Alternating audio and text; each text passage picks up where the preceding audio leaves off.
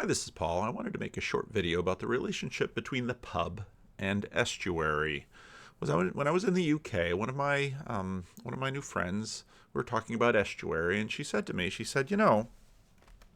used to be that right next door to the church there was the pub, and it spoke to a high trust culture.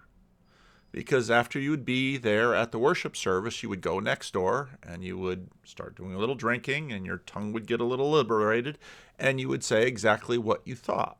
Perhaps what you thought about the preacher, what you thought about the sermon, what you thought about the church, what you thought about the other people in the church. And I thought, huh.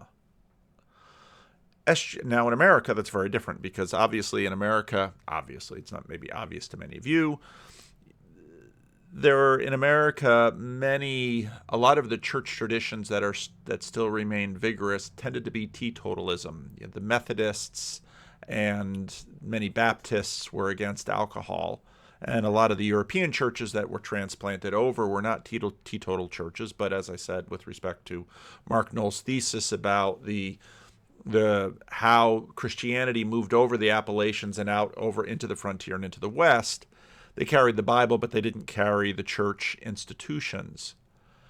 And so that really, starting in January, we'll have Estuary at 9 o'clock in the morning here at Living Stones.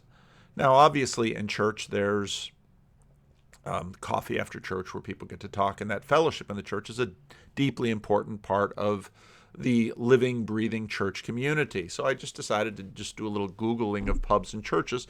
Found this one article in the Catholic Network. As historical pub goes up for sale, Auxiliary Bishop of Liverpool speaks of his fond memories of the city's famous Scotty Road.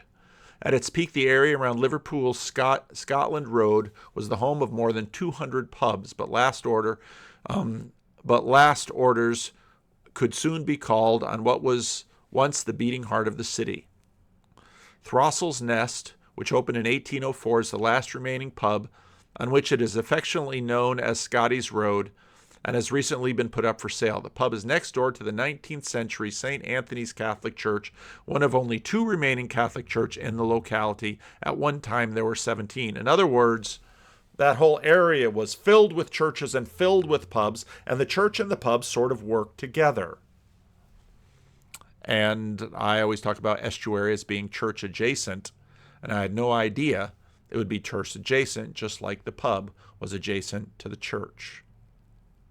Something to think about. Let me know what you think.